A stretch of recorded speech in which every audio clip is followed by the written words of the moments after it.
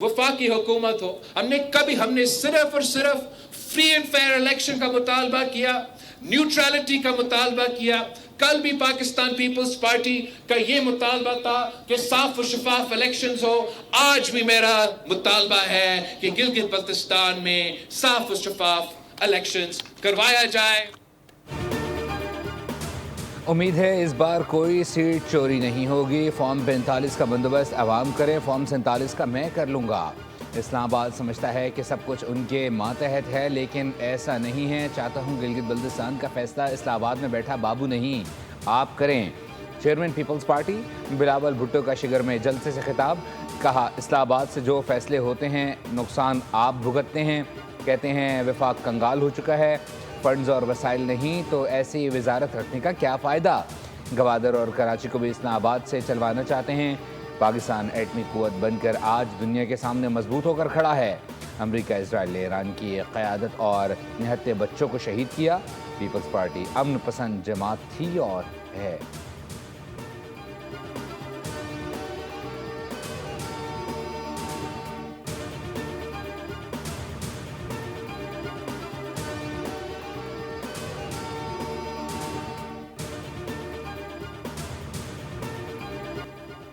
Continuation of the strategic dialogue demonstrates our shared resolve to impart greater momentum to Pakistan-EU relations and to shape forward-looking partnership.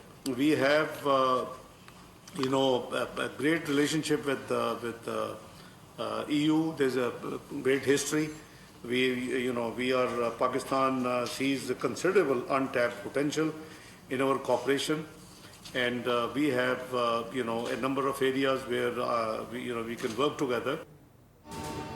Pakistan और यूरोपीय union के दरमियान शराकत दारी को मज़ीद फ़रोग़ देने पर इत्तेफाक। नायब वज़ीर आज़म इसहाक़ डार से यूरोपीय यूनियन की आला नुमाइंदा काया कैलस की मुलाकात। दो तरफ़ा ताल्लुकात के मुस्बत फ़रोग़ पर इत्मीनान का इजहार।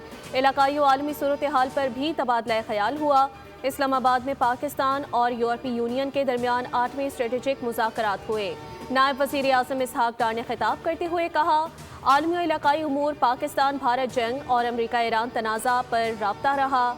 यूरोपीय यूनियन की क़यादत और आला नुमाइंदा की पाकिस्तान के साथ रवाबित काबिल कदर हैं। काया कैलस ने कहा कि पाकिस्तान का दौरा करने पर बेहद खुशी है। अमरीका ईरान मुज़ाकरात में सालसी पर पाकिस्तान का किरदार काबिल सताइश है। मुश्तरका प्रेस कॉन्फ्रेंस करते हुए नायब वज़ीर आज़म ने कहा कि यूरोपीय यूनियन ने अमन और सिफारतकारी की हमेशा हिमायत की है। तिजारत और सरमायाकारी के फ़रोग़ पर तवज्जो है। मसला कश्मीर अक़वाम मुत्तहिदा के करारदादों के मुताबिक हल होना चाहिए। काया कैलस ने कहा कि पाकिस्तान ख़त्ते की बड़ी ताकत और हमारा अहम शराकतदार है। मुस्तक़िल जंगबंदी और मुज़ाकरात नागुज़ीर हैं।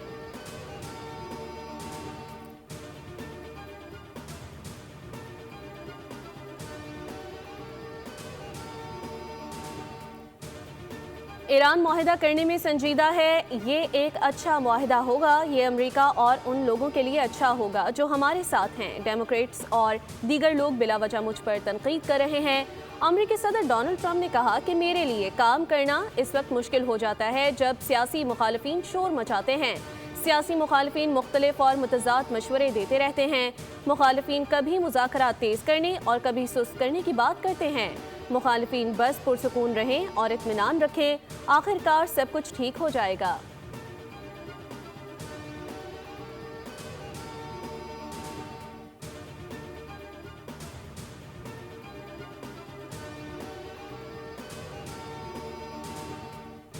अमेरिका के साथ बातचीत और पैगामात का तबादला जारी है। क़ब्ल अज़ वक्त किसी हतमी नतीजे पर नहीं पहुँच सकते। जो कुछ भी बताया जा रहा है ये सब कयास आराइयाँ हैं। ईरानी वज़ीर ख़ारजा अब्बास इराक़ची का कहना है कि उन्हें पहले की तरह स्टेवटकॉफ के बराह रास्त पैगामात मौसूल होते हैं, लेकिन इसका ये मतलब नहीं कि दोनों ममालिक के दरमियान बाकायदा मुज़ाकरात जारी हैं। अमेरिका के साथ मुज़ाकरात के हवाले से ईरान का माजी का तजर्बा खुशगवार नहीं रहा, क्योंकि एक मरहले पर मुआहिदा तय पाने के बावजूद बाद में अमेरिका उससे अलग हो गया था।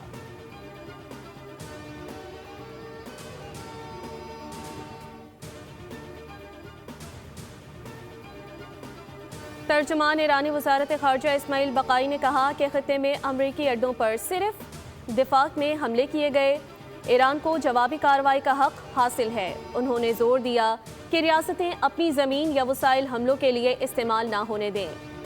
اسماعیل بقائی نے واضح کیا کہ موجودہ مذاکراتی دور میں ایرانی نیوکلیئر پروگرام پر کوئی گفتگو نہیں ہوئی اور اس وقت بات چیت کی بنیاد جنگ کا خاتمہ ہے۔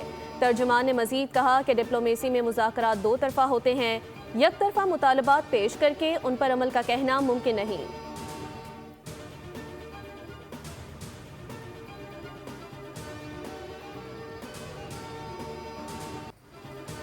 ایران اور امریکہ کے درمیان ایک بار پھر کشیدگی، ایک دوسرے کے فوجی اہداف پر حملے۔ امریکی سینٹرل کمانڈ نے کہا کہ اس نے ایران کے شہر گورک اور جزیرہ قشم میں ایرانی ریڈار اور ڈرون تنصیبات پر حملے کیے۔ امریکی افواج نے ایرانی فضائی دفاعی نظام، ایک گراؤنڈ کنٹرول اسٹیشن اور 2 یک طرفہ حملہ آور ڈرونز کو تباہ کیا۔ ادھر ایران نے بھی جواب میں امریکی فضائی اڈے کو نشانہ بنایا۔ پاسداران انقلاب نے دعویٰ کیا کہ ایرو اسپیس فورس نے ایک ایسے اڈے پر حملہ کیا جسے مبینہ طور پر امریکہ نے جزیرہ سیرک پر ایک ٹیلی کام ٹاور پر حملے کے لیے استعمال کیا تھا۔ اگر اس قسم کی جارحیت دوبارہ دہرائی گئی تو اس کا مزید سخت جواب دیا جائے گا۔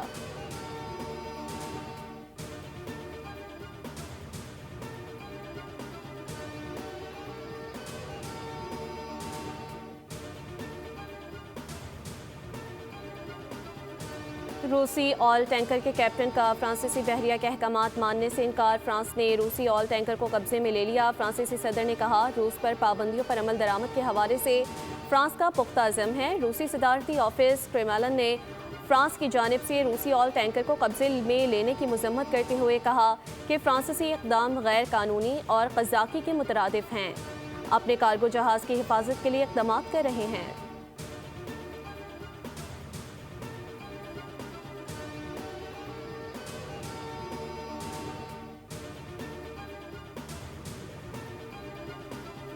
بجٹ کی رقم کا بڑا حصہ قرضوں کی ادائیگی پر خرچ ہو رہا ہے۔ گزشتہ 8 سال سے پاکستان کا ترقیاتی بجٹ جمود کا شکار ہے۔ ترقیاتی منصوبے مکمل کرنے کے لیے 10,000 ارب روپے درکار ہیں۔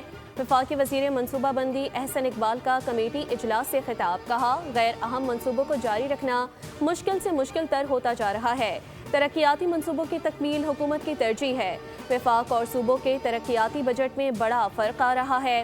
وفاقی بجٹ گزشتہ 8 سال سے 1,000 ارب پر کھڑا ہے، جبکہ صوبوں کا بجٹ 3,000 ارب تک پہنچ چکا۔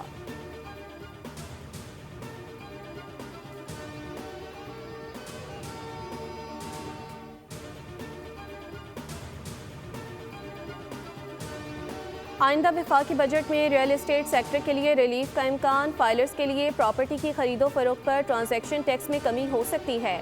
وزارت خزانہ کے ذرائع کے مطابق پراپرٹی کی خریداری کے لیے شک کے 236 کے تحت ود ہولڈنگ ٹیکس 1.5% سے کم کر کے 0.25% کیا جا سکتا ہے، جبکہ فروخت کے لیے ود ہولڈنگ ٹیکس 4.5% سے کم کر کے 1.5% متوقع ہے۔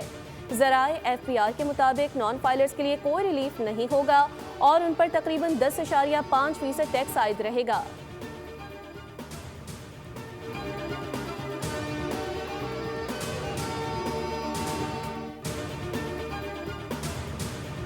گلگت بلتستان کے انتخابات کے لیے الیکشن مہم۔ صدر مسلم لیگ نون نواز شریف انتخابی مہم کے لیے کل گلگت بلتستان پہنچیں گے۔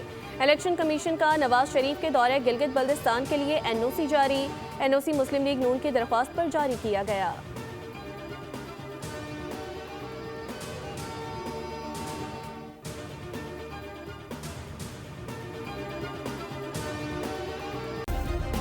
سبسکرائب کریں اور بیل دبائیں تاکہ کوئی خبر رہ نہ جائے۔